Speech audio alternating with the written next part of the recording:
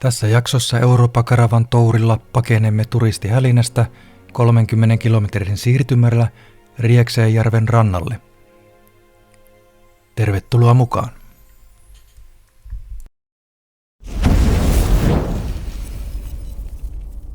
Turvatec kodin ja matkailuajoneuvojen valvontaan ja turvaksi. Kattava valikoima löytyy osoitteesta turvatec.fi.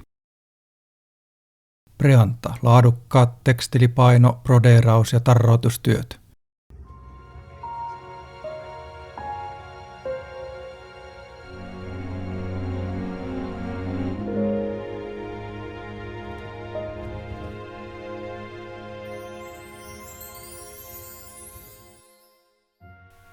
Matka kulkee Murnaun kaupungin ympäristöön, jossa on hyvin kaunista ja kaupunki sijaitsee aivan Alppien reunalla. Camping Brucker am Riekseltä näkee hienosti taivaalle kohoavat Alppien vaikuttavat vuoren huiput.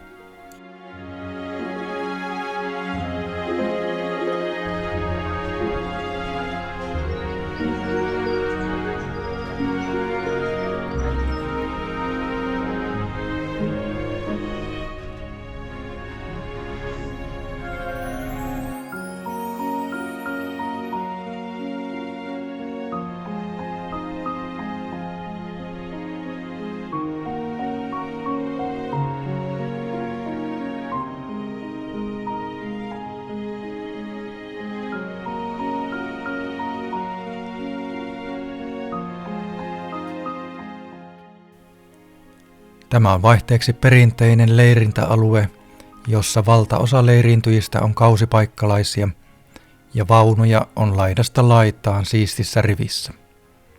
Osa vaunuista on hienosti patinoituneita.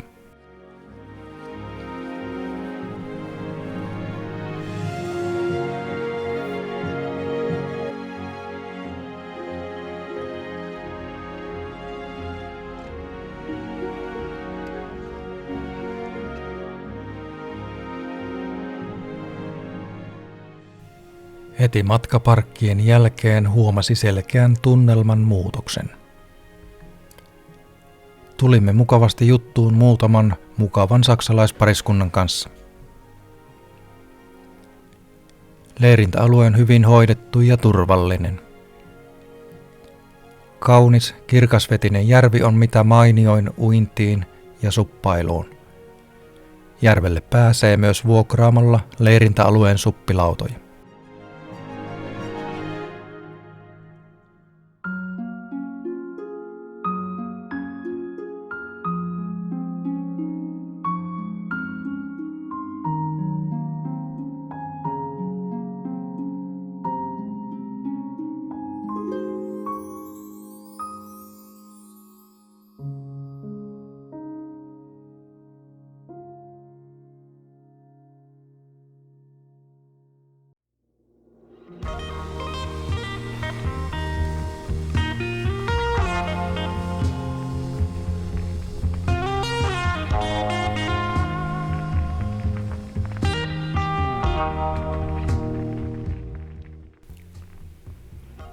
Nyt me lähdetään perinteiselle tutustumiskierrokselle pyörillä.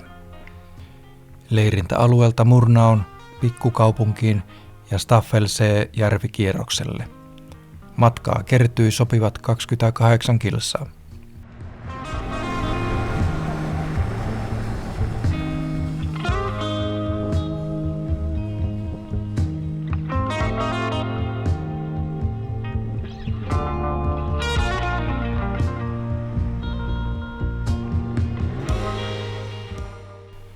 Murnaussa on vain 12 000 asukasta. Tämä tekee sen rauhalliseksi ja idylliseksi paikaksi, joka tarjoaa hyvät mahdollisuudet rentoutumiseen ja luonnonläheiseen elämään. Muihin reissun paikkoihin verrattuna täällä on navettoja ja kotieläinpihattoja lähes joka talossa. Kaikki oli tip-top hyvässä kunnossa.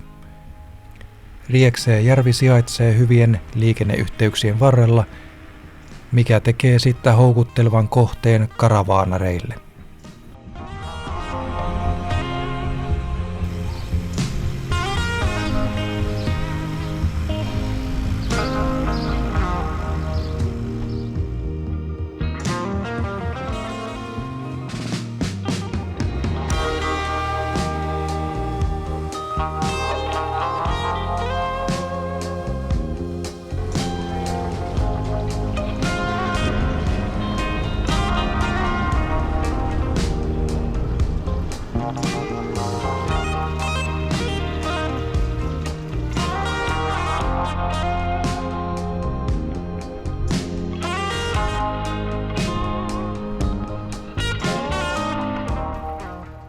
keskustan värikkäillä kävelykaduilla ja viereisillä kujilla vallitsee ajoittain vilkas tunnelma. Täällä on kivasti perinteisiä kahviloita, moderneja ravintoloita ja majataloja.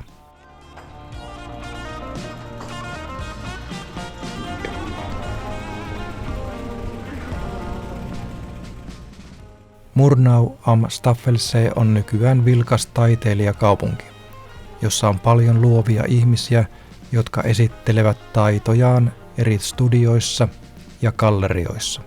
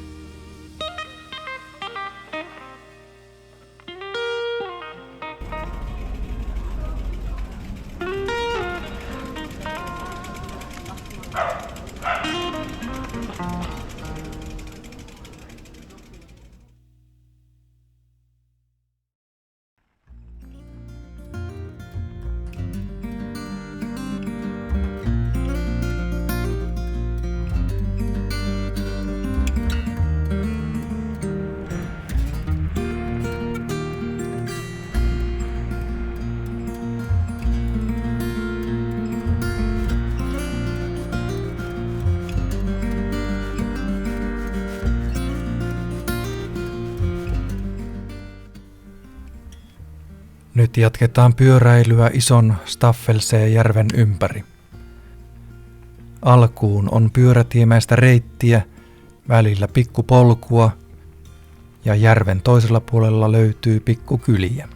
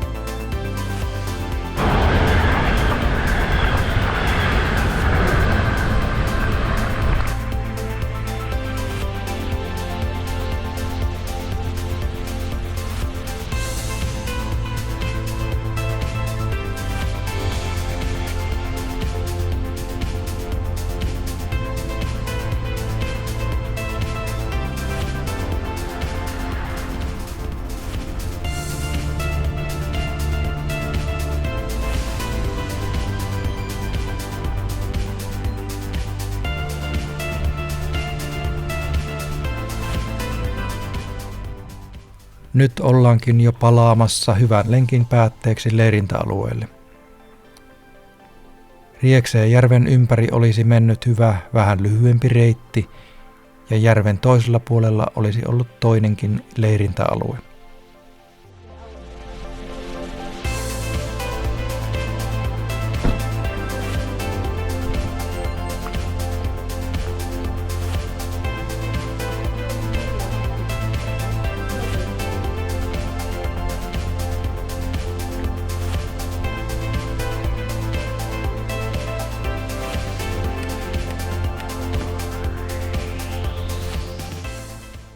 Leirintäalue on jyrkähkössä rinteessä, mutta hyvin porrastettu. Tasanteille on helppo saada kulkupeli balanssiin. Täällä ei ollut kärpäsiä, vaikka laitumia ja maatiloja oli ympärillä.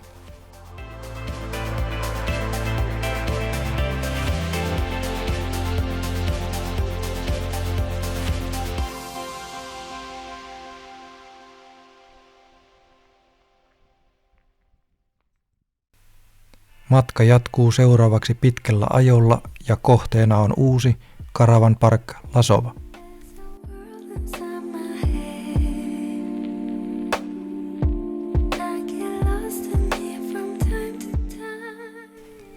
Nähdään piakkoin.